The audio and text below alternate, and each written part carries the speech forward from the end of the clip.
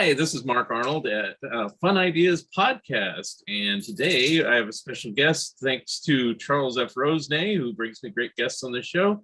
It is Chip Douglas. Yay!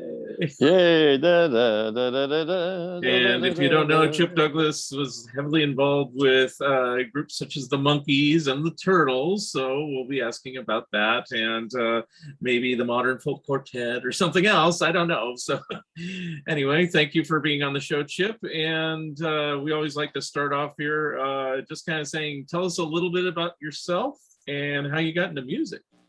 Well, thank you. Great to be on the show. I got into music, basically in the 6th grade when I was taught how to play the guitar for the last number of the Waialua Elementary School. Waialua, that's the town I was raised in. For the song contest that the Waialua Elementary School seemed to win every year, and it was traditional for the 6th grade class to sing a song at the end of their performance. They would have to play guitars and ukuleles. Someone would have to play the guitar. So I was elected. And that's how I first learned to play the guitar. A lady who was the director taught me 3 chords. And so basically that's my first introduction into performing with a guitar, I guess you could say. And then that fell by the wayside for years until later in high school. And then I got with my high school trio that I emulated the Kingston Trio with and began to learn about harmonizing and things like that. And we did a few on-campus gigs, and it went from there to the Modern Folk Quartet and then the Turtles and all of that. Thank you. You've been a great guest. Take care. Okay. We jumped right from the anytime. beginning. We went right from the beginning to the meat of things. What do you remember? What song you played? What was your first song on in that debut? No, I don't. It was a Hawaiian song, and I just don't recall the name of it. It was a kind of an up-tempo Hawaiian number that was. And our school, the 6th grade class, always won the song contest. And it was all the schools all over the island of Oahu that competed right there at the auditorium in Waialua, where I grew up. And we just had such a good coach, and a lady who wrote out the arrangements and taught the class 4-part harmonies. And so Waialua always won. And we won that year apparently too. So that got me started in, performing actually. So I'm just curious. I obviously look up your bio and everything to find out a little bit about you. You spent a lot of your life in Hawaii, as you are now, but you were born in San Francisco. How did you end up in Hawaii, or was it just a fluke that you were born in San Francisco? Well, I was born in San Francisco, and my dad was away in the Pacific in World War II. And so after that, while he was in Hawaii, being stationed there, he visited some people on the Waialua sugar plantation and had some parties with them, and somehow got to know those people. And when the war was over and he went back, he got a letter saying, oh, there's a position opening up at the hospital. He was a surgeon. And, there's a position opening up for a doctor. Would you be interested? And he said, okay, sure. And so he applied, and we came over in 1945. And that's where I grew up. Wow. Okay. Because I always thought you kind of retired there. And then I looked, wow, you were there as a child and everything else. So yeah, I grew up there, went to high school there, and actually it was there that I met Cyrus Faryar and Henry Diltz, and later we formed a group called the Modern Folk Quartet with another fellow. And so in a way we kind of launched our career from there, and then moved to the mainland and started playing coffee houses and college concerts and things like that for a few years until the group broke up and I got into the Turtles, and things started to happen for me at that point. The other fellow being Jerry Yester. Is that him? No, Oh. there was a fellow before him. Oh, I didn't know. Who was a gentleman named Stanley White. Okay. He was half Hawaiian, and he actually started the group. He got together with Henry Diltz and started. He says, "Hey, maybe we can get a job in Waikiki as a duo." And then while they were practicing, they said, "Well, why don't we call that kid from Waialua," says Stanley, and get him to join us, and we'll be a trio. And so the phone rang, and I went and I practiced with Stanley and Henry, and we played for a while in Waikiki as a trio until, and this was really a turning point for me, a group came to town called the Four Amigos, and they were on Capitol Records, and they have an album out it's just called The Four Amigos, and it's the very close-up shot of the four of them on the cover. And they played in Honolulu, and they had this 4-part harmony so incredibly together, and their guitar parts, and they did dance steps and performed. They were playing in a little dive in Honolulu, but I saw these guys and, oh, that's it. We got to get a fourth guy. We got to do that 4-part harmony stuff. And I was just obsessed at that point. And so I started to write a few 4-part harmony. And anyway, long story short, we left Hawaii as that group with Stan White. Later, when we arrived in LA, he was gotten into a confrontation with our manager, Herb Cohen. And Herb kind of said, "You got to get somebody else. What can I tell you?" And so we auditioned people, and Jerry Yester filled Stanley White's shoes. Stanley White has now left the planet, but he had a rhythm that really carried the group, and he was kind of the main focus of the group in a way. But when he left, everything changed, and we just changed, and so we started doing college concerts and worked out. And then the first appearance that the Modern Folk Quartet did is in the movie Palm Springs Weekend. If anyone's ever seen that, there's a shot of us. And when we did that movie, we knew 2 songs. One of them was the song we sang on camera, and the other one was a thing called East Virginia, which you hear in the background is Robert Conrad and Connie Stevens. They're all entering this little nightclub where we're the featured act, apparently. And so it was just like a week after Stan White had been dismissed from the group, and Jerry had joined us, and we did that live on camera bit in the movie. It was so ironic because Stan came so close to being in that movie there within a week, but he got dismissed from the group. He was the Pete Best of your band. Yeah, I was going to say the exact same thing. Exactly. He was the one that you never saw. I have some still photos of him and the group in Hawaii in the early days, but that was the beginning of our career, the Modern Folk Quartet, and we made a couple albums for Warner Brothers and went on and eventually disbanded, and I joined the Turtles. Okay. So by way of the Gene Clark group. When I was in the Gene Clark group, that impressed members of the Turtles, and they said, "Oh, well, we got to get this guy." And Gene Clark dismissed me, and so I wasn't doing anything. And Mark Volman comes along and says, "Hey, we need a new guy to play bass for us." And I said, "Okay, I'm not doing anything. Let's go." So that's what happened there. Whose place did you take in bass with the Turtles?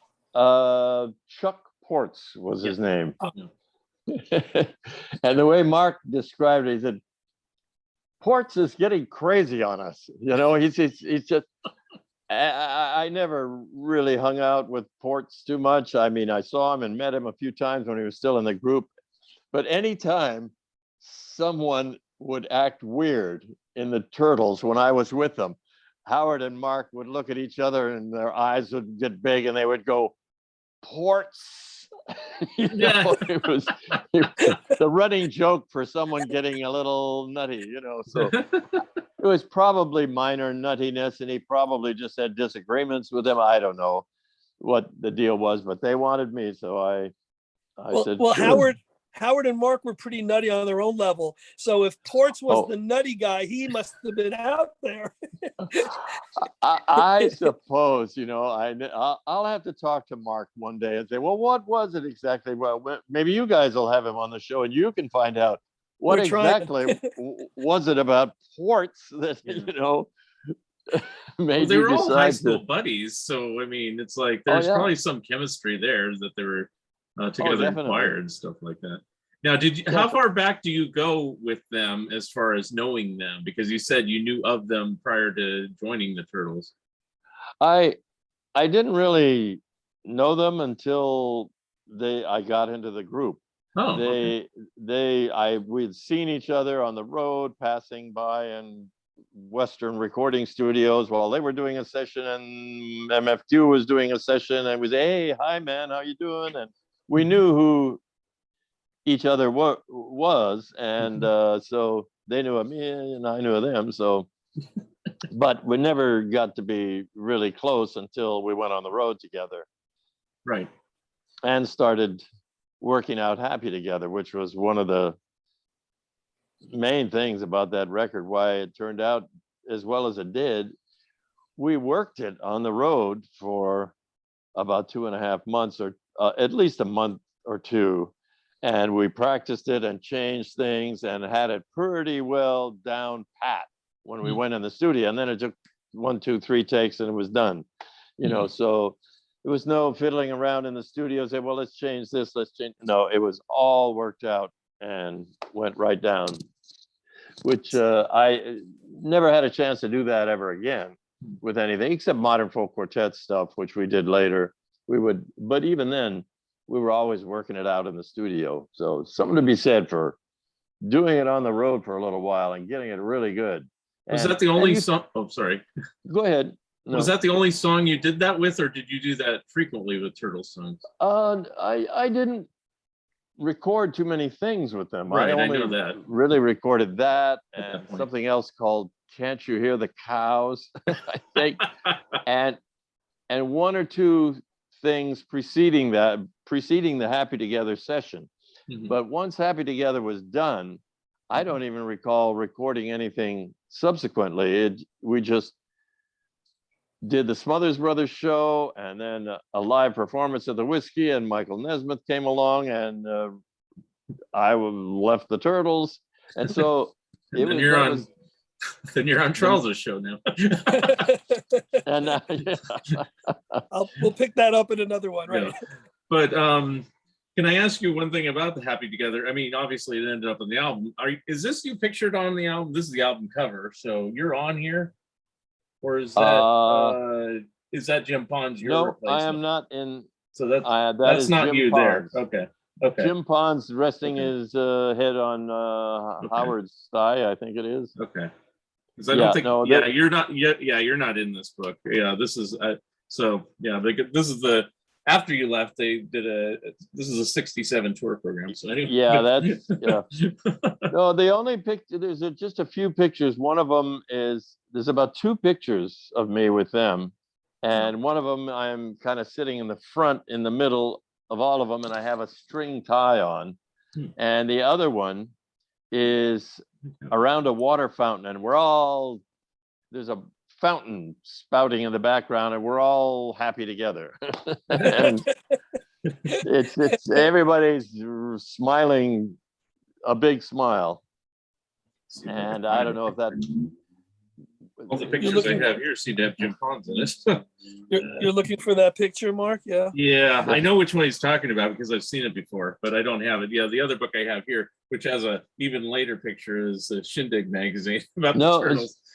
Jim Pons is, as far as the Turtles go, everybody comes up to me and says, "Oh, I saw your picture and I saw the TV show you did." And no, that's not me. That's the guy that replaced me. You have to look at the Smothers Brothers show. So you only did the Smothers Brothers one. Okay. With all the chairs around. No, there were a couple others. We did the Mike Douglas show and the Hollywood Palace. I'm Okay. in that show.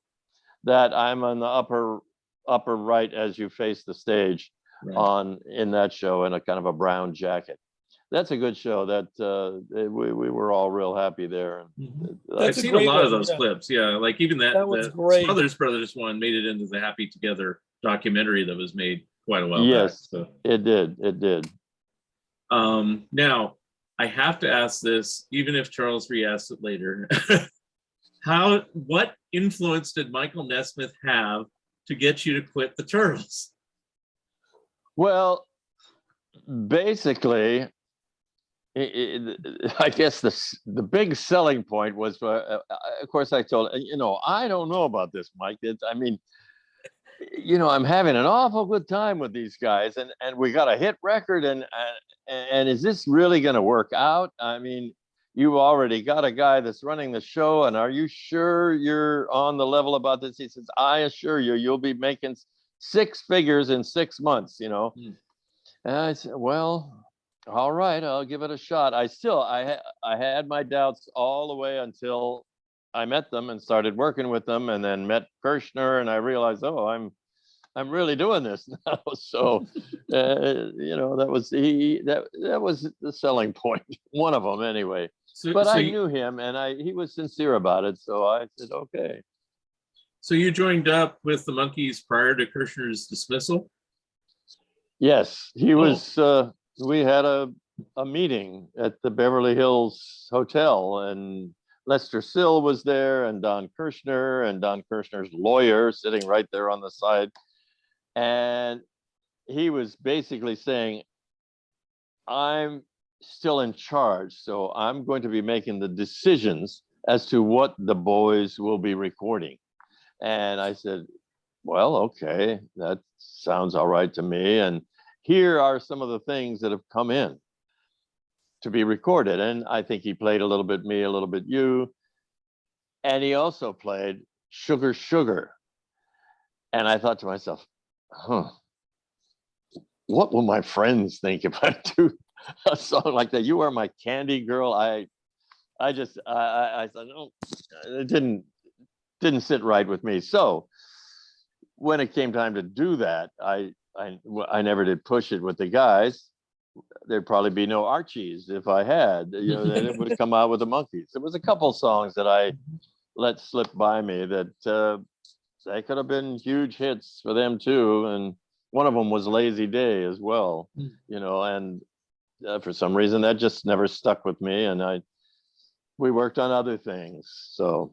Did you have the choice of what songs they did, or pretty much they had the choice? Well, Lester Sill would present all of the stuff from Screen Gems EMI Music that had come in, and these were songs for the Monkees, and Man and Wild songs, and Coffin and King songs, and Jack Keller, and all these different writers.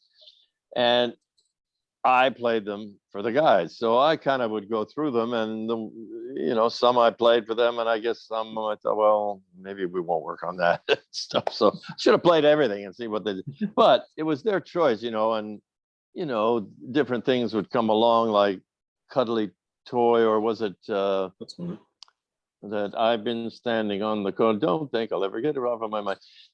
Davey would pipe up, that's for me, man. That's for me, and we would just kind of allocate to who wants to do this. And so it was a group decision. So, was it a drastic change going from a band that was an actual band in that they played all their instruments to a band that could play their instruments, but were being supplemented by the Wrecking Crew and by other musicians? Was that a very big change of worlds? For them, it was, because they'd never really, Mickey never was the drummer on the recording sessions with Boyce and Hart. He sang on all of the stuff and all the hits, but he'd never really played the drums, and he was just beginning on the drums, and he played left-handed, and he had to turn the drums around a different way, and so he wasn't the steadiest drummer in the world when we did our Headquarters album. But I learned how to edit tape, I'll tell you, during the time of doing that album. And we're getting off the subject of the Turtles, but we can come back to that. So, yeah. So no, go ahead. What I was actually meaning to go for was the fact that you were with the Turtles, who were playing. They were a unit. They could go out live. They were recording in the studio. That was a set group. So here, this was another world for you, because you were coming in not as the bass player, not as a musician, but that, and now you're a producer, right? yeah, so I decided to play bass just so that we could have a 4-part combo to do the tracks with: bass, drums, guitar, and keyboard, and sometimes 12-string in Peter's case. And I just felt that might be the best way to go about it. Besides the fact I like to play. And Bert Schneider advised me that don't play with them, buddy. You know, just stay there behind the glass and supervise and tell them what take is good. I don't know. I looking back on that, I just decided to play the bass and do it that way. And I thought it'd be easier and we'd have more fun as a combo of 4 guys, you know. And of course we had Davey on tambourine. There was a 5th guy in the studio. So yeah, some things we did with Peter and they did as a trio. I think You Just May Be the One. I think that track was done with Peter playing the bass. That flat picking thing that he did in there, and that was done as a trio. I don't think I played on that even. So, you know, it could have been done either way, but it is what it is now. So is bass really the main thing you play, or did you play other things as well? No, okay. I mostly played the bass on everything that I did with them, or 90% of everything I did with them. Now we might have more Monkees questions later, but I'll just do Turtle stuff. So flash forward. Sure. So we're just gonna jump through this. You did Headquarters, you did Pisces, you did Daydream Believer, and then suddenly you went back to the Turtles. How'd that happen? Well, the Monkees wanted to do their own thing, and each guy had his own entourage of musicians that was beginning to gather around, and they were beginning to hang out with. So each guy wanted to produce his own sides, and there was no room for me anymore because they were doing their own thing. So I was basically kind of out of a job with the Monkees, and then the Turtles came along. Actually, I think it was Herb. I don't know. Herb Cohen was managing them at the time, but they wanted to do an album called The Battle of the Bands, and I had written a tune with Harry Nilsson. I didn't do much in the way of writing it. I just, when that song was born, incidentally, the title song for The Battle of the Bands, when Harry Nilsson visited me at my place in Laurel Canyon one evening, and we sat around, and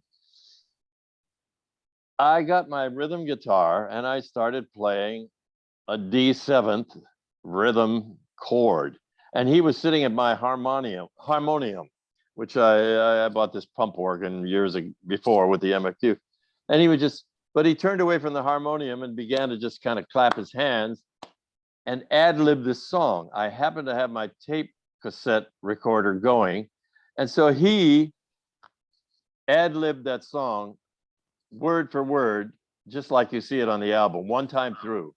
And somewhere I have that tape too. I have to look for it, and hopefully it's not covered with mold. But $2 a ticket, got to get with it on the night they had, one time through. And I happened to make a chord change at one point, and then he went on to a different thing. And so all I was doing was playing rhythm guitar, but really the song almost belongs to him. But I did change the chord at one point and offer a new place to go in the melody and stuff like that, you know. So, but that was amazing. I couldn't believe that he did that, you know. And he was a genius, Harry. I loved him. He was so fun to hang out with, you know, just a little smile, and loved that voice. You know, he'd demonstrate his songs that he'd written and play them on the piano and sing them, and just great. I had met him a year or two before when the Modern Folk Quartet was taken under Phil Spector's wing, and we began to rehearse songs at Phil's house all the time, and a lot of them, most of them, were Harry Nilsson songs.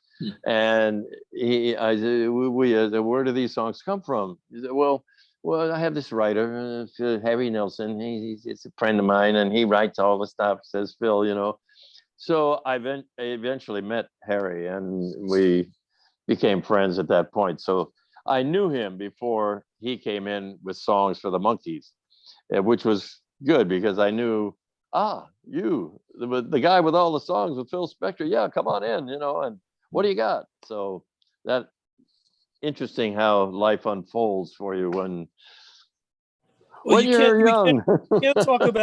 We can't talk about recording with Phil Spector without touching upon that. We talked about the ponds with some of these guys being nuts. Was Spector, was he crazy, or was he a genius, or what was he like in those days? Well, geniuses are often nutty, I guess you could say. But he was really into karate in those days. And we would have to wait while he practiced his karate lessons upstairs with his couple of karate instructors. And then he would come down and we would play.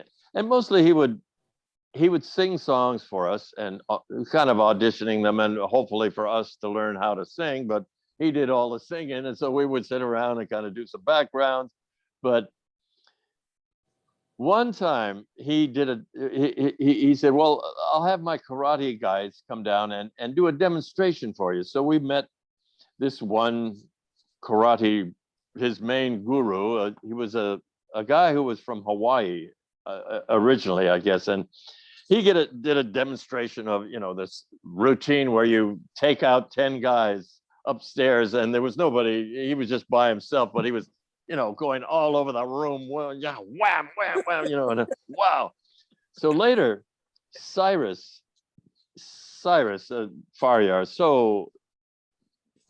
he speaks so beautifully, and his mind is so amazing. And he got into a discussion with Santi F. Joe. It was his name, Santi, and they talked for a while. And after a while, Cyrus was laying all his philosophies of this and that and the other thing. And we heard the guy say at one point, Cyrus said, well, what about the ego and stuff like that? I know you meditate to reduce that. And he says, well, I have ego now, but is controlled. And we all went, oh my God. Well, what happens if this ego gets out of control? Then what's going to happen to us? So, but that at the end of the conversation, this fella turns to Cyrus and he says, and he was from Hawaii, so it's slightly pidgin English, he said, you get good way of thinking, to Cyrus. So Henry and I constantly use this expression, and we joke about it and all the time. Just the other day, I was talking to Henry. He says, well, one thing is that I've still got good hair. And I says, and you got good way of thinking too. And we all have a laugh, So that's Mark, become one of our expressions. Mark, before you ask more turtle questions, Henry Diltz is very much in line with you, with the band, with Turtles, with Monkees. He's really alongside you. You're doing producing, he's doing photo shoots and playing too, right? Yeah. You guys were close from the beginning and still are, is that right? Still are. I talk to him once or twice a week if I can. Mostly when he's driving from Laguna to LA and vice versa, because that's his lifestyle. He leaves Tuesday night and drives down to LA, spends Wednesday, Thursday, and then drives back to Laguna on Friday to be at another place with his lady friend. So I talk to him on those times when he has nothing to do, because otherwise I got to sign 50 photos right now. And so, and that's what he does. When he's back in LA, he's signing photos, 40 or 50 each time he's there, because that's what he does. And that's for the gallery. I met him once because he was at the 50th anniversary for Head in LA in 2018, and it had Nesmith. I might have been there too, or was I? I don't know. They didn't announce you being there, but it was Nesmith and Dolenz and Andrew Sandoval, and they mentioned a few people like Rodney Binghamheimer and a few others in the audience. They didn't mention you, but you could have been there. I don't know. I might not have, but go Okay. ahead. Yeah. Anyway, that's when I met Henry, and they showed this film that he did briefly of the Monkees, of just black and white photos they had taken around the time of Head. It was like a 10-minute film with a music track, and it was pretty sharp. I liked it. Super 8 film that he had done. Yeah, and they projected it on the big screen, and it looked good. Oh, okay. Yeah. Yeah, I got lots of Super 8 stuff that I was, took of Mickey and Davey in the 70s. But anyway, yeah, go ahead. No, Henry was at one of my conventions. The last time I saw Henry, he was touring with Patty Boyd, George Harrison's, first wife, and they were doing a photo tour of the two of them, and it was a great production. But we know his prowess in films. Was he a good musician too? I mean, why was that put to the back burner? Well, Henry, the things that amaze me about him is his expertise on the chromatic harmonica. He can. That's a very difficult thing to play because it goes in half step. But he's really good on that. Or, he's a little out of practice nowadays, probably. But he had, we call it the bump ditty style on the 5-string banjo. It's a Pete Seeger brushstroke. Dum jicka dum jicka dum jicka dum jicka dum. And many of our modern folk quartet songs were that rhythm carried it. We have a Christmas album that we did for a Japanese company called MFQ Christmas, and Jim Yester also helped us on that.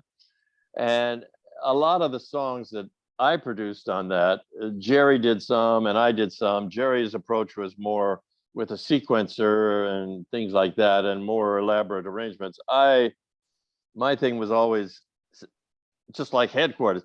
We got to play the instruments, So we had Jerry on the auto harp, me on the bass, Cyrus on the ukulele, and Henry on the banjo. And we did all the tracks that I wanted to do that way. And it was about 6 or 7 of them, I guess, But the rhythm that Henry gets on that dun jigga dun jigga dun jigga dun jigga dun is just great, And he never picks up the banjo. I'm always chiding him, say, "You ever pick up that banjo anymore?"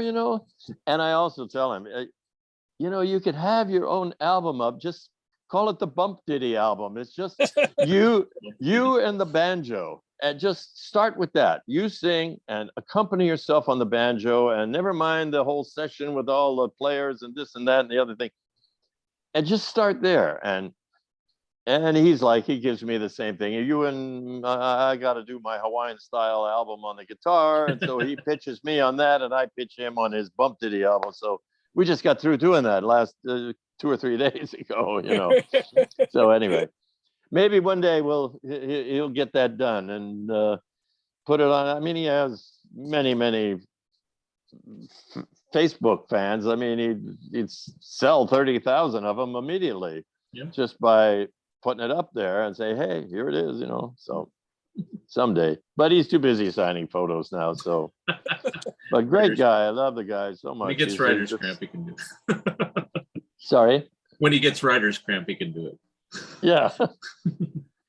All right, we're going back to the Battle of the Bands. Now, you had that song, but was that a natural thing to come up as a theme to do that album where each song was a completely different style, or did that just evolve? How did that come about?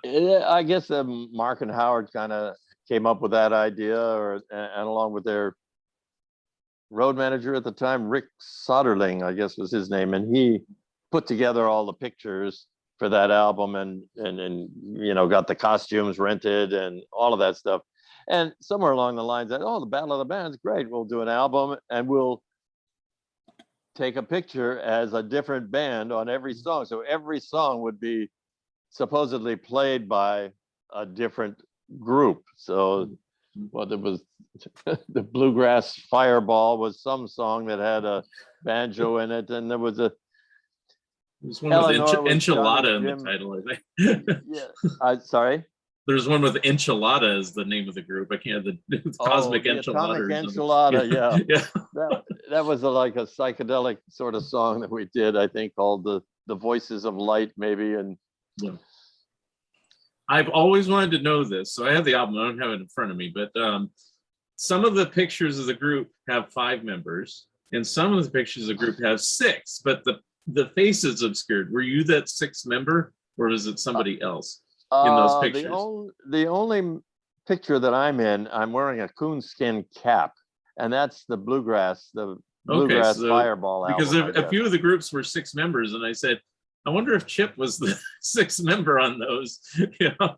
Not officially playing, but just for the photo shoot. I didn't really play anything on that album except the B3 Hammond organ and kicking off the "You Showed Me" tune. That was me getting the thing started on that. And that was, I believe, the only song I played on the album, because Pons was a bass player, so I wasn't playing bass. I just was coaching him a little bit, say, well, put this part in, and bump, bump, bump, bump, the little accents and stuff like that.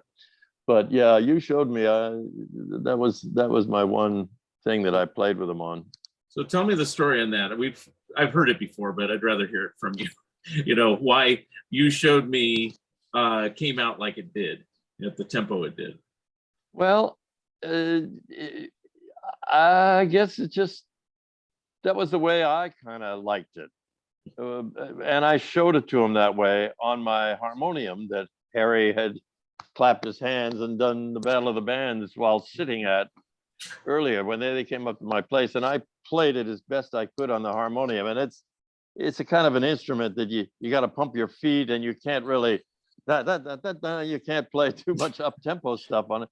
So I just played it that way, and their eyes lit up and said, "This is great. This is for us." The Mark and Howard, their eyes would get big whenever they liked an idea, is a So anyway, that was the approach we took. McGuinn and Crosby and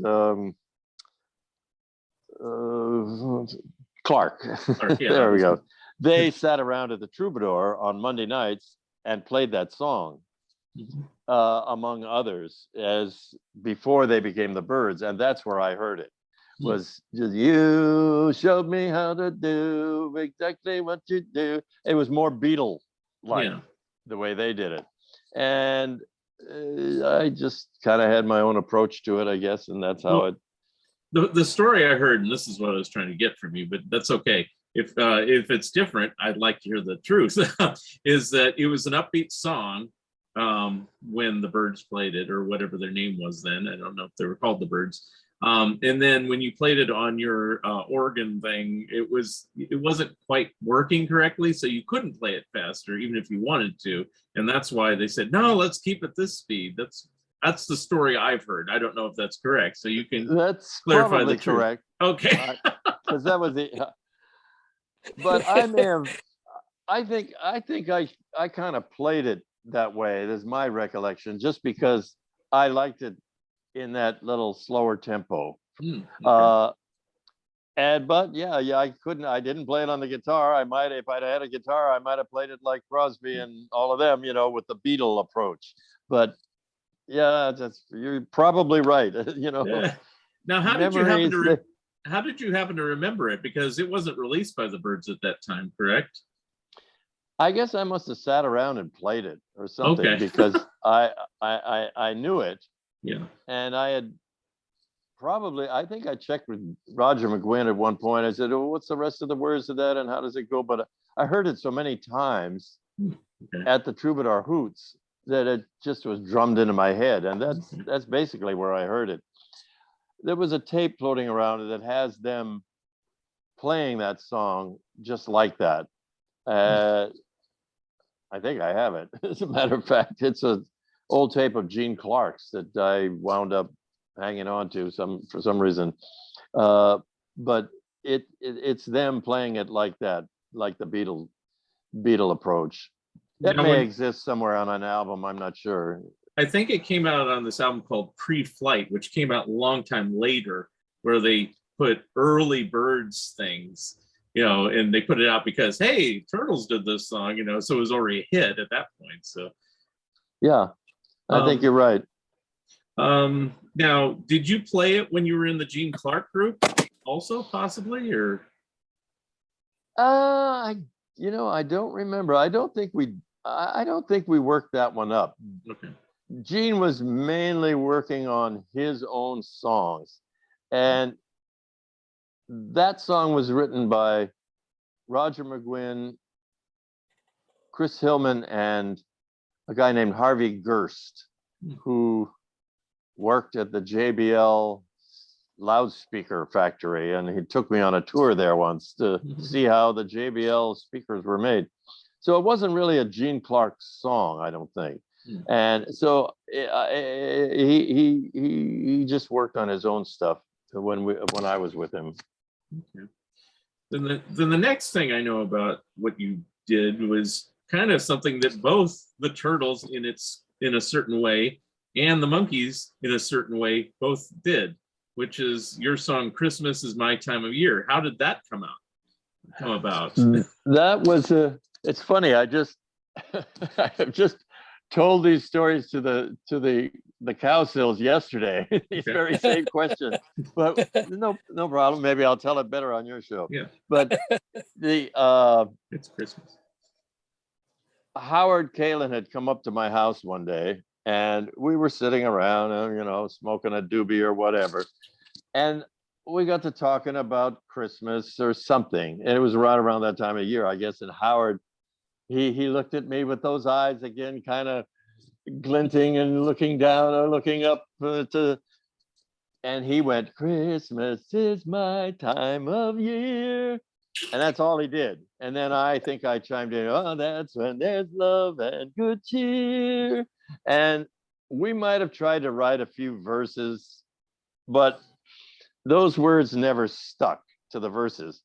Later, I did a version with Mark, I think, and maybe Howard too, called "The Christmas Spirit," and I had the gospel pearls in the background, and it was a forerunner of the version that I did with the Monkees, and it had different words. Right. They weren't as good, I didn't think, and so that bothered me a year or two later. These words in the verses, they're not good. So I rewrote it a bit, and then got a hold of Eddie Ho, who was in a halfway house at that point, and I dragged him out to play drums at the Annex Studios. And I called Peter Tork, and I had called Mike too, but he was too busy and didn't want to do anything. So yes.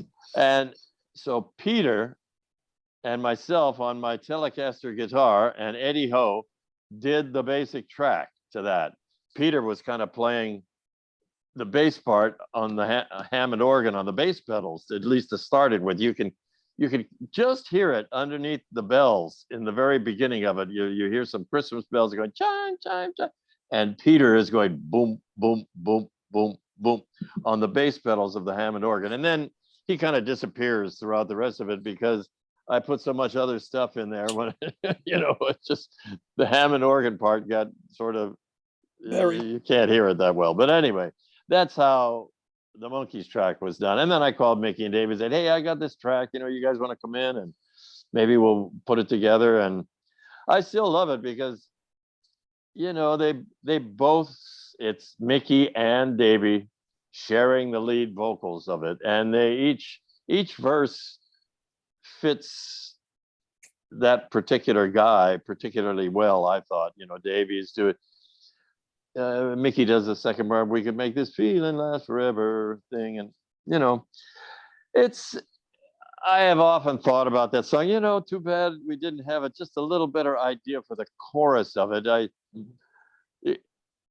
It's sort of, I don't know. I don't want to analyze my own stuff or Howard's chorus or something, but I've often thought, well, wouldn't it have been better if we did "Christmas Is That Wonderful Time of Year" instead of "My Time of Year"? So I don't know. I do have two questions about it, though. The first version. Wait, I want to ask. Can I ask which version you like better, Chip? The Monkees or the Beatles or the Turtles version? The Beatles version. Oh, the Monkees version. The Turtles version. It wasn't really the Turtles. It was just I think Mark and Howard and I put together a track with, I don't know who played on that, maybe Joe Larson or somebody, but the word, I haven't heard it in so long. And what were those, the Gospel Pearls doing in there on the background? That, well, we were just into those kind of voices in those days. We liked those, we called them the Increda voices, where, it had this whole, we tried to sound like gospel singers, a black gospel choir. Mark was always singing those high parts in his high falsetto. So Right. we wanted to do that. And I haven't heard it in a while, but I like the Monkees version. That was the one I settled on, so to speak. So my and question, it never became.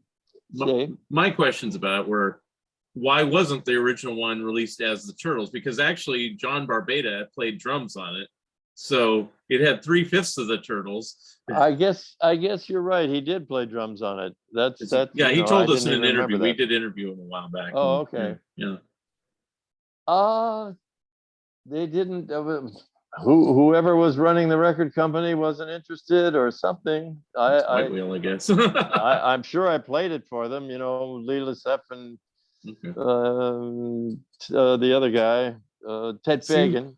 Because it seems like it would have sold better. Now, is Linda Ronstadt on that one too, or is she only on the B side? I believe she's on that one too. Yeah. Okay. So it turned out to be something called the Christmas Spirit, I believe, Right. and but Linda and I were going together at the time, Right. and so I was involving her with everything I did, and I would have done 10,000 more things that I known, what value they might have in the future. So were you with her when she recorded a different drum, or was that pre your relationship? No, that was before I came along. It was after when she went to do her first solo album on Capitol. Herb Cohen hired me. He was her manager at the time. He hired me to produce that album, which was a strange album because it was a mixture of two different kinds of music. I was coming from the pop side, and she wanted to do a country album, and I didn't know a thing about country music then. Now I wish I had it to do all over again, because I would have done an entire country album and more rock and roll at that. But things turn out the way they turn out when they do. So okay, my last Christmas is my time of year question. So on the Monkees version that was done later, did any of the Monkees record together, or was it Mickey and Davey together, or everybody was separate? Mickey and Davey were there at the same time, I believe. Okay. They came in on the same night, and they just shared and sang harmony to one another. And I can't recall if I put Mickey's harmony part on separately or what, but I do believe they were there at the same time. Now, is this all recorded in LA or in Hawaii? That was done, the session, you mean? Yeah. The recording? Yeah, that was done at the Annex Studios, which is where Elvis preferred to record, as opposed to RCA. He did all his soundtrack stuff there at the Annex with his favorite engineer, was a guy named Thorn Nogar, big, tall Swedish guy. And he owned and ran the place. And my friend Jerry Yester worked as an engineer there part-time, and I could pay him and pay a little bit to the studio and have a studio to work in, So I did a lot of stuff there, or most of my stuff in those days, including my instrumental version of a thing I put together after I saw the movie Close Encounters of the Third Kind. I got an idea to make an instrumental based on that little ba ba ba bum bum theme song that they use. And the idea was, you've got a guy sitting on a back porch in a field somewhere, and he's got his acoustic guitar, and he goes dun, dun, dun, dun, dun, on the guitar, and all of a sudden spaceships appear and they answer back, and they go da, da, da, da, da, and pretty soon they're having this big duel, and I call the thing Dueling Encounters. And I don't know. I guess I got to put it up there on the streaming services one of these days, and maybe someone will be interested in hearing it. It never came out. I shopped it all over town because they hadn't released a single from that movie yet, and nobody wanted it. Everybody loved it, but they didn't want it. So anyway, it never made the grade, but still exists. I have another Christmas question, but not about that Oh, song. okay. Okay, and this will probably jump on Charles's territory again, but I have to ask this. And when I was working on my Monkees books, which I think I showed prior to the show, so I'll give it a plug. Here's my 2 Monkees books. So when I was doing this one, which is about their solo years, I was very confused about Davey Jones's Christmas album, because it says that you recorded the tracks in Hawaii, but what year were they recorded? Because it seems like the album came out in the 70s, and then it seems like it came out in the 90s. Was it recorded in the 70s or the 90s or both, or what? No, it was recorded in the 90s. I believe we figured out it was 93. Okay. And I recently, in 2020, early in 2020, Annabelle Jones and Bobby Boyce called and said, hey, we want to rehash this album and remix it and all of that stuff, and drop out some of the background singers and put whatever you can do. And Annabelle wants to sing on it too with her dad. So she sang on White Christmas and Silent Night. And I figured out some harmony parts for her in the right places. And I made some changes and added some things and digitally worked with it a lot to hopefully make it better. And so that's out there, I guess, now on Not Too Late Records, something I think they call it. Cabinet back there behind me, but I have to run back there and pick it out. But it's the first time I actually found it easily accessible. It's not an easy album to come by. No, Davey never had it released by anyone or anything. It's only now that there's some distributor that we worked with in Nashville that owned by Sony and something. So it's actually out there now and can be found somewhere online, I guess. I'm not sure. We'll see what happens this Christmas. Maybe it'll pick up a little more airplay because there's some great stuff on there. I love the way Davey sings on that entire album. It's some of the best singing of his career, I think. Just it just sounds charming. And the way he recites the Lord's Prayer in Silent Night in the middle, we didn't know what to do. We need an instrumental. What do we do here? And then I got it, man. The Lord's Prayer. I'll recite the Lord's Prayer. And I said, okay, well, and he sounds like Richard Burton or somebody in there, and the Lord said, thou shalt have, and he recites the Lord's Prayer. The 10 Commandments, rather, in the middle there. So that was an added thing. And then Annabelle comes in and sings harmony and so on and so forth. But was that the same section that gave us the Hawaiian Christmas song? Say again. There's one Hawaiian Christmas song. Mark. Yeah. That one Hawaiian Christmas song that came from the same session, right? Yeah, exactly. It was all done in 93. And some of it, I changed things a little bit for the Hawaiian songs to give it a little different beat. Because I was experimenting with reggae. I went to a Hawaiian song, reggae is big in the island, so we'll try to do a reggae beat to this thing. And that didn't work as well as the more country tempo style that it's in on this new release. But the new release is pretty good. I'm much happier with it, And a couple of them ended up on the Monkees Christmas party. Were you involved in any way on that, or that you just contributed? A couple of the songs, I didn't realize that. If it was the same album, that was the one we did from the. It's not the whole album. They just took a couple of the Davey tracks from way back when. I think, if I remember correctly, Peter and Mickey did embellish on them, or at least Mickey, but I could be wrong on that. But I'd have to look at that. There was a couple that were done on the Monkees Christmas album that came out recently. Yeah, that's what I'm talking about. Yeah, rehashed by Adam Schlesinger. Yeah, right. And that was before this. We rehash the album. And so we didn't use those on, well, we couldn't, those are different masters, but they're a little different. Oh, The okay. Silver Bells and Mele Kaliki Mako, they're Yeah. a little bit different, so.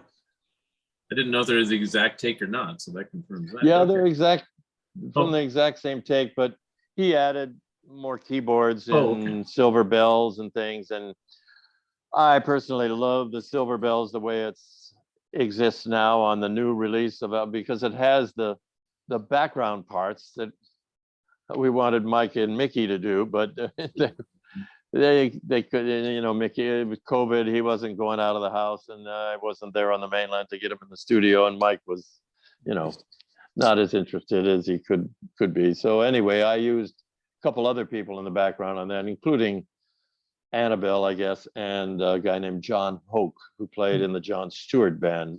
Great singer, and he helped me a lot on that album, arranging and mixing, stuff like that. So yeah. Now, after Battle of the Bands and Christmas Spirit and everything like that, you went back to the Monkees again with Steam Engine briefly.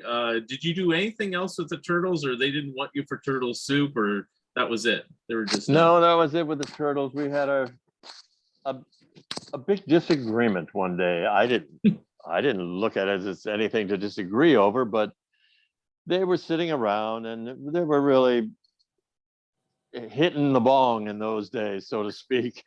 And they were all sitting around one day, and I came over to have a meeting with them, and I said, well, the Battle of the Bands came out, and it did okay, but it didn't really, go to the top of the charts or anything. I think maybe what we need to do is feature Howard's voice more on the songs, on more of the songs, with Mark singing that marvelous high harmony to him.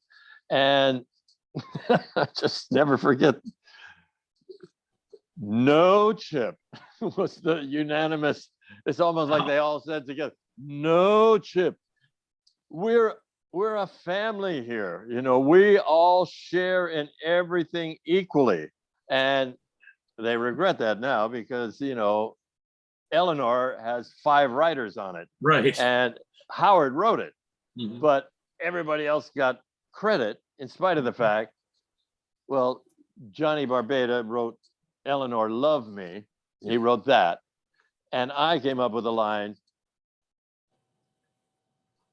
What did I come up with? To replace, and you really ring the bell, and you really do me well. I changed that line. I said, and you really ring the bell. That doesn't quite cut it, does it? How about, and you really do me well? And they said, okay. So they did that. Actually, I got a great compliment from Larry Nechtel one time, a studio musician. I rubbed shoulders with him in the studio. He was going one way, I was going to the other. Hey, I heard that Eleanor, and I like that line, and you really do me well. I said, oh, thank you very much. And so that's like, he's not with us anymore, but beautiful guy. It's I wish I had used him more on sessions because he was the man that played the piano and everything. But I was producing groups that played their own instruments. So, Yeah. that's how it went. Interesting that they had such a group camaraderie when then only like a year or two later they're Flo and Eddie and became that way for the rest of their career and didn't really participate much with the rest of the guys anymore. I know, but I totally disagreed with them becoming Flo and Eddie. I said, you guys are the Turtles. You have 4 or 5 hits to your credit. Yeah. Why don't you just keep going and make more Turtle hits? Yeah. But they were in awe of Zappa, I guess. And then perhaps Herb Cohen was Zappa's manager at the time, and he may have had a little bit of influence in talking them into coming with Zappa. And so, yeah, I didn't. I mean, they are known as Flo and Eddie now, and the Turtles, and whatever. But I just thought, you've got this great track record of all these songs, and you come out with another one with that voice of Howard Kalin singing it, and whatever you guys can do in the background, you're bound to keep going and keep. But no. So everything, all things must pass, as George Harrison said, So, like I said, you went back to work briefly with the Monkees again, or at least Mickey, on this song called Steam Engine. Was that done primarily for the Saturday morning reruns, or how did that Well, one come around? that was just a crazy idea I came up with, and looking back, I think, what a strange song, But the whole idea. See, I grew up on a sugar plantation, and we had these little steam trains that would come by my kindergarten class that carried the sugar cane from the fields. So I was always fascinated with steam trains and steam engines, and I thought, well, this is like a period piece. Here's a guy who's chasing after this locomotive that's flying by, and his girl is on the train, and he's trying to catch up in a car. And that was my whole vision on the thing. I'm not sure that everybody gets the point of it, but that was. So I went in and I got some horn players and wrote a chart. I think Shorty Rogers might have written out the parts, or Jerry Esther or somebody. And I went in and spent a bunch of money at Western Studios doing this track. Mickey wasn't there. It was just written out. And I think Shorty might have helped me arrange it. I was working with Shorty and Jerry Esther then. But anyway, so I had this track, and I managed to talk Mickey into coming in and singing it. So it was another song that was done, and it wasn't ever released on an album then. I think it's now just kind of come out on they have things these that the Monkees Missing Links collections. Missing Links, yeah. Now, the inevitable question after working with all these groups, which group was more fun to work with, the Turtles or the Monkees? Well, we had more disagreements in the Monkees from time to time, but mostly during the Headquarters albums. It was just a blast. We came in every morning at 7:00 and started in, and just it was a real labor of love, that Headquarters album. And later, when they stopped playing their own instruments and we did it was a little different, and we weren't all together then. But in the Headquarters album, everybody was together in the studio all day long and all night long, and dinner break, and we just kept at it because we had to. The show was going to come back on the air and they wouldn't have any time. So but we would disagree from time to time about stuff. And Peter Tork's famous way of ending the arguments was always a slightly, "You're the producer," and off he'd go. So, I can picture him saying that. "You're the producer." It was they should have done an episode about making the Headquarters album for the TV show. Anyway, yeah. I do have to ask this just out of curiosity. I know your real name is not Chip Douglas. Where did you get the name Chip? Oh, that was, and I told this story for the Cowsills just the other day. I should listen to the Cowsill. Actually, I just listened to or just watched the Cowsills documentary that was made a few years back. Just watched it. It's like an incredible story. Oh yeah.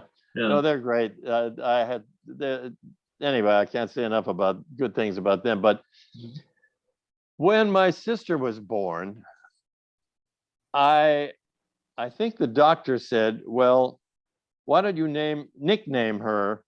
She was before me, 2 years before. "Why don't you nickname her Twig?" So, and if you have a boy, then you can nickname him Chip, and you Chip and Twig.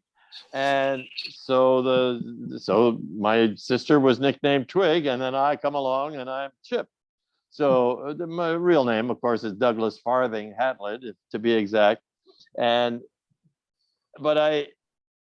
in high school, I wanted to have a different name, and my friend Bob Shane in the Kingston Trio had changed his last name, although he only changed the spelling of it. It was a German name, Schoen, Bob Shane, and he changed it to Shane. And I thought, well, if Bob Shane can have a stage name, I think I'll have one too. So I started calling myself Chip Douglas. But that's way back in high school. long before My Three Sons. And I always said, My Three Sons ruined my stage name. I was doing fine, you know, with Chip, and all along comes a TV series, and now I'm getting confused with this other guy, you know. So. Oh, I even had one guy, I never told this to the Cow Sills show, but there was one guy came up to me and said, well, what's your name? And it's, you know, my name was Chip Douglas. Is Chip Douglas? Oh, well, then you must know Fred McMurray. I said, no, that's a TV show, you know, it's a different whole deal. It's Fred McMurray, of course, is, you know, played the dad on My Three Sons. Wow. So do you keep in touch with everybody these days? I mean, you said Henry, of course, but I mean, Mike or Mickey or any of the Turtles or anybody else? I've called Mike from time to time, and we talked not too long ago, mostly trying to see if he'd help with the Davey album, and add a couple of harmony parts here and there. And Mickey said he would too, and he wound up just kind of doubling on, you know, God Rest Ye Merry Gentlemen. The other ones were too tedious for him to do. I was having him do it at home because he didn't want to go to a studio. But so I talked to Mickey a bunch over that period of time, and Mike. And then one night, I don't know what I was doing. I was sitting around here having a glass of wine before dinner or something, and I got some idea in my head, and I called Mike, but it was like 11 o'clock his time, and he answers the phone. He goes, hello? I said, Mike, what are you doing? You know, it's the middle of the night. I said, oh, sorry. Okay, well, maybe he said, call me tomorrow. And so I forget what I was steamed up about, but you know, I don't have the, you know, I don't pick up the phone and call them all too often. And they're usually always busy, and you get the answering machine and they'll call you back. But if I got something important, I will talk to Mickey and Mike sometimes, you know. But Henry a lot, and my friend Cyrus always. I call him once a week at least. Anybody else, like from the Turtles, Mark or Howard or anybody else? No, I haven't. I called Mark, just to check up and see how Howard was doing, because I heard he had some strokes and stuff and health problems. So I called Mark, and that's the last time I talked to him. And he said, well, I'm not sure if he's going to join us on the Happy Together tour or not. And then I talked to the Cow Sills, and I didn't realize they open or they share the bill with the Turtles on that Happy Together tour, which I would love to see sometime if I get to the California. And Ron Dante's singing him for Howard now from the Archies. I see. Yeah. So I've never met him. It all comes full circle with the Sugar and the Turtles, and now Ron Dante singing with the. I know. Was he the lead singer on Sugar? Yeah. Yes. In all the original Archies albums that came out in the late 60s, early 70s. But he was like incognito, you know. He sang on other stuff, the Cufflinks and what was the earlier group? Oh, the Leader of the Laundromat, that novelty song and things like that. So he's had a career, and then he started producing Barry Manilow records later and things like that. Oh, geez. He took your route and went through producer.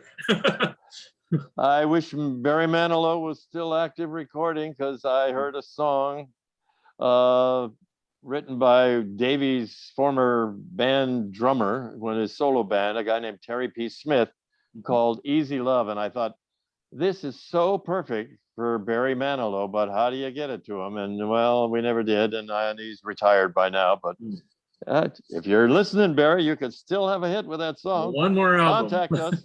ABBA came back. Why not? You know, if you can still sing, why quit? Exactly. You know, well, performing is one thing, but recording is another. It's a lot less time consuming and on the road. I wouldn't like to be on the road constantly myself. Right.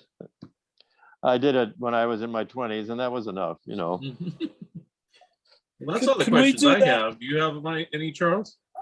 Well, just, you know, putting you on the spot, if you don't mind, Chip. One of those things that interviewers love to do is say the name and then ask you the first thing that comes to mind. So if we said Johnny Barbado, what would be the first memory or first, you know, thing that comes to mind about, you know, and we'll go through the members if it's okay. Johnny Barbado. He had this little thing that he always did. when he was feeling slightly, I don't know, devilish or something, he kept going or something like that with his nose, you know. I don't know what it was, a reaction to something someone would say, and he would just you know? But yeah, he's very, I remember going to his place sometimes, and he was always working out, you know, lifting weights and stuff, and fun guy. We had a lot of fun. He was good fun on the road. And a great drummer, right? Yeah, a great drummer, great drum solo, one of the best. You know, he come off the stage and, you know, play all the drums and, you know, then do a little dance at the end of it, and and a you know, and a bow. It was yeah, he's quite something. What about Jerry Esther? What comes to mind? Jerry Esther, beautiful voice. You know, just a wonderful ballad voice. He's can sing those tender love song ballads. And he's still got that voice too. You know, that's the thing about him. Definitely. Yeah, I had him Mark, on this podcast. Oh, sorry. I had Jerry on this podcast too. And you did? Yeah, he did help produce the unreleased final Turtles album, which was going to be called Shell Shock, but it never got released. So. Oh, really? I didn't realize that. He claims he never got paid. Oh, probably not. No, none of us have. You know, nobody sees anything from Turtles. I'm afraid that you know, I don't know. We don't want to go there, but no.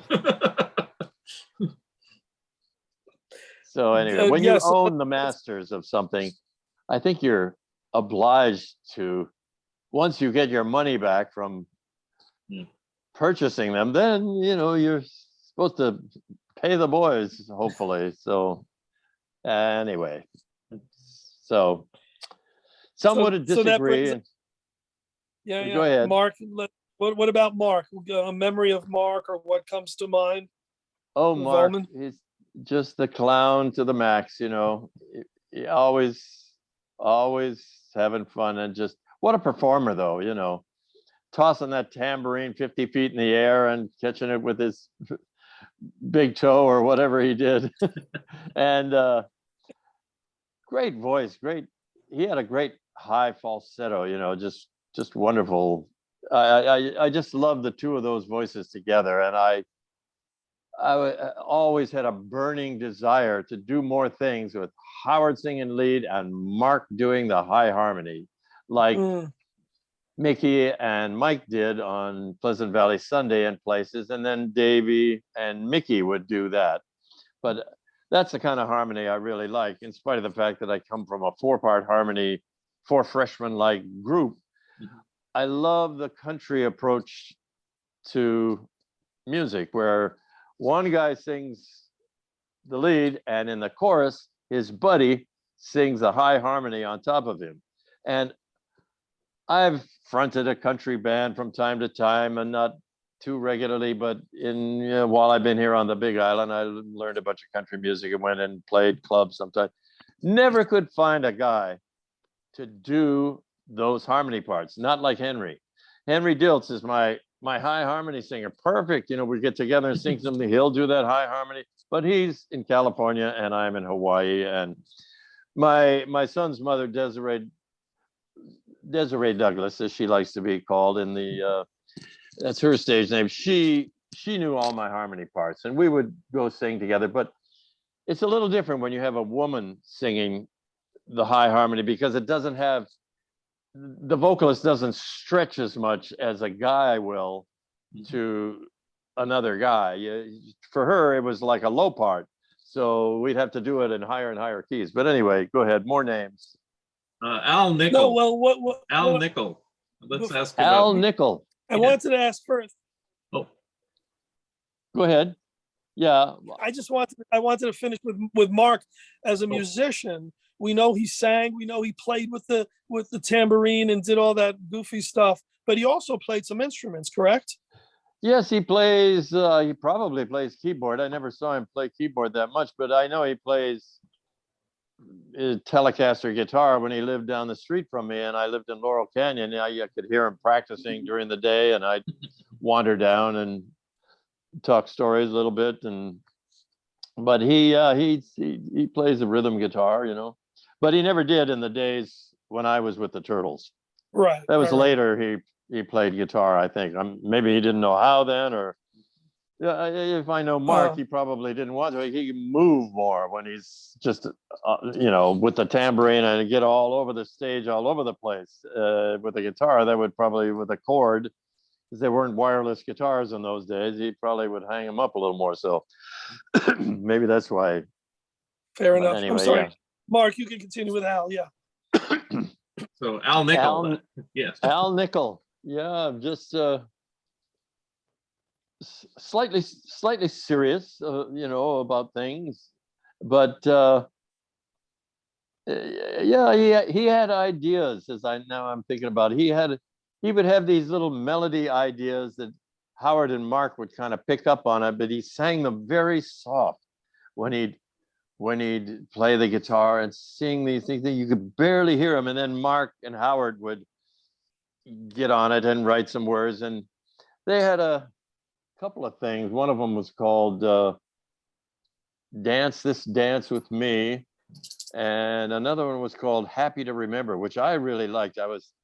This Happy to Remember could be really good, and we never did cut it.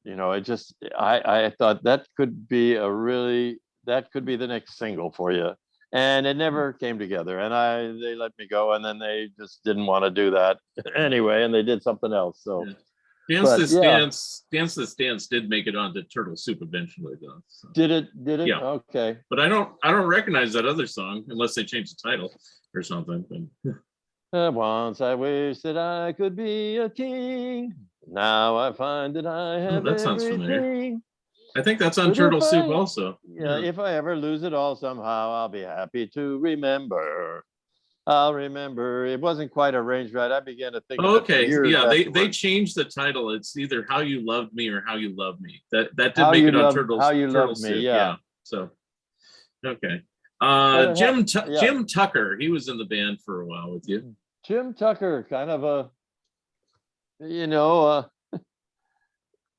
just a good old guy.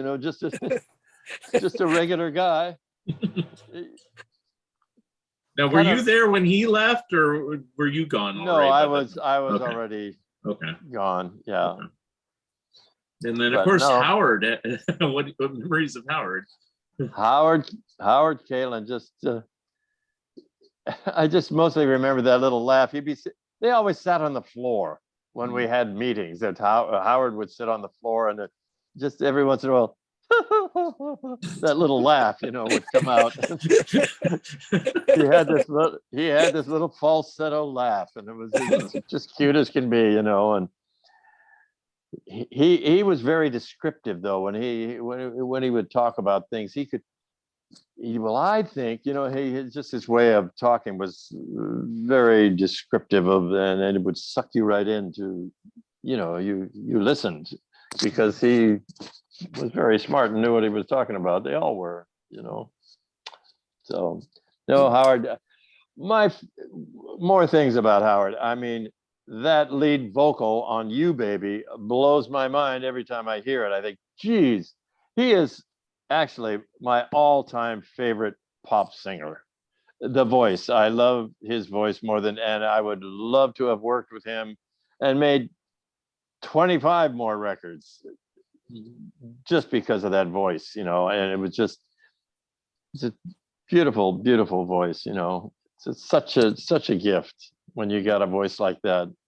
Well, you worked with two of the greatest pop vocalists, not just of the 60s, but ever, with Mickey and with Howard. I mean, you can put them up against anybody. And I don't want to start a whole new conversation, but both bands should be in the Hall of Fame for so many reasons, the Rock and Roll Hall of Fame.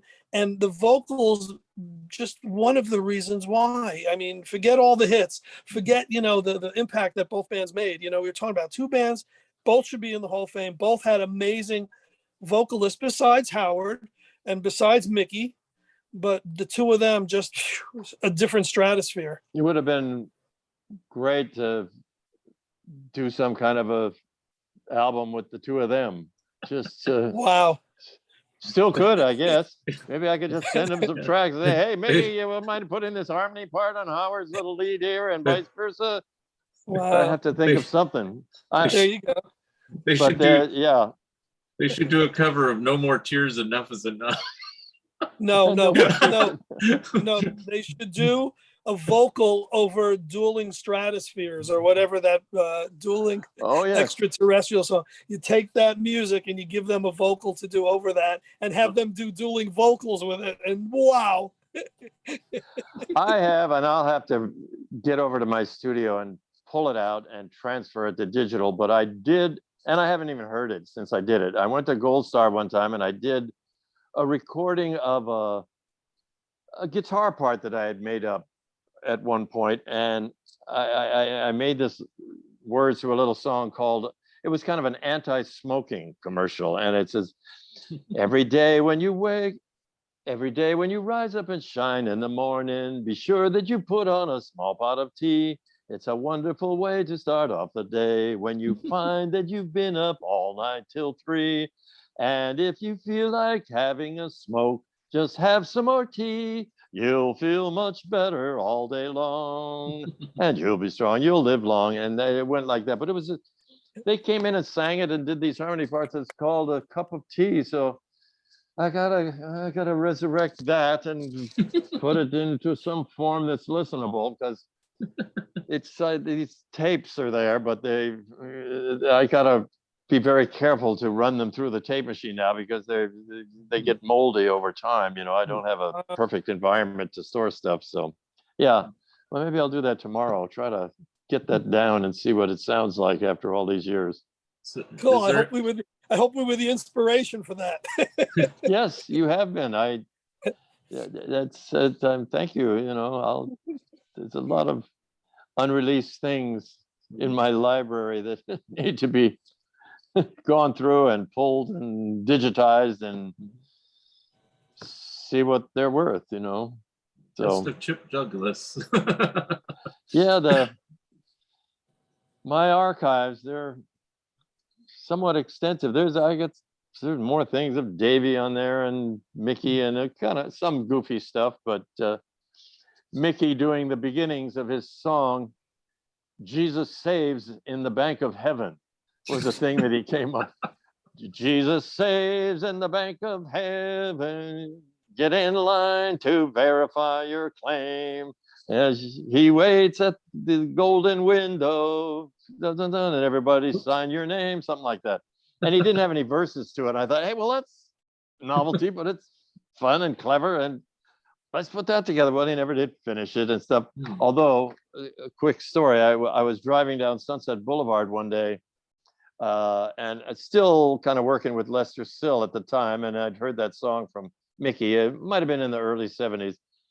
And Lester Sill was driving alongside of us, or of me, and I said, hey, I think Mickey was in the car too, but anyway, hey, Lester, you know, Mickey's just written this song called Jesus Saves in the Bank of Heaven. And he says, oh yeah? Well, Moses invests. Was the answer. I said, oh, okay, yeah, you're right there. So it never did get put together, but now most of these latter day things, I didn't really ask, but most of these latter day things that you produced and stuff, were they done in Hawaii or LA or both? What things? Just anything you did like later on, 80s, 90s, present. Were they done in Hawaii or done in LA or both, or wherever? A few things were done in Hawaii. Well, we made albums for a Japanese company. We did a 1, 2, 3, 4, almost 5 albums maybe we did for them. And I did things on my own just in Hawaii, because I've been in Hawaii since 1979. So most of the stuff I've been dabbling with has been done here. And, you know, I get on one idea and then I get on to another, and I have a song and I'll put down some little tape to it and kind of move along to the next one. So yeah, but those you know, the Christmas is my time of year, and that kind of stuff, that was done on the mainland. And Hmm. and I did live back in California from 1973 to 79. So I did numbers of things back there, and some things at Mickey's studio. Speaking of which, there's that marvelous song that I put together kind of recently with Davey singing called Bright Sunny Day. It was a track we did. And of course, no one wants it. I did mention it to John Hughes up at Rhino. Here's another missing link for you. And the phone hasn't rung. So, but that's a pretty good little number. Somebody wanted to release it on a pop hits something, but it wouldn't have been as the Monkees. So that's what I'm kind of waiting. If you want to put it out as the Monkees, that's one thing, but it's not quite the same when it's the individual guy, So we'll see what happens with that. But that's all waiting for the day when there's another Missing Links album, I guess. So right. But we're supposed to be talking about the Turtles. What happened? Right.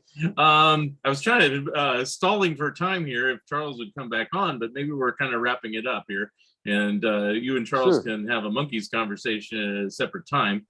But I usually end my show with just kind of giving you a chance to plug anything you're doing. If you're making any personal appearances, or if there's new album coming out for you, or if you're touring, or if you wrote a book, or if you're just growing a nice garden in your backyard, whatever. So, and how people can get in contact with you and stuff. As a matter of fact, it's Christmas once again, and me and Christmas songs, for some reason, there was a thing that I put together for Davey's album that hopefully Annabelle Jones was going to sing on, but she didn't want to do a solo number, just wanted to be happy doing those two songs that she did.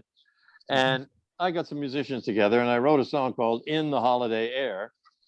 And so just recently, Terry P. Smith, the former Davey's drummer, his wife contacted me and said, would you be interested in producing my album? She sings and quite well. So I said, yeah, sure. But right now I just have this track and Christmas is coming up, and would you like to sing it? I'll send it to you. So she said, oh yeah, great. So she put a vocal on it, and we've got it up there on Spotify and everything. It's called In the Holiday Air by Abigail Bender. And we're hopefully going to get a little airplay out of Rodney Bingenheimer and the guy who does Breakfast with the Beatles in LA. And we'll see. And if, it has 66 streams so far, from what I've heard.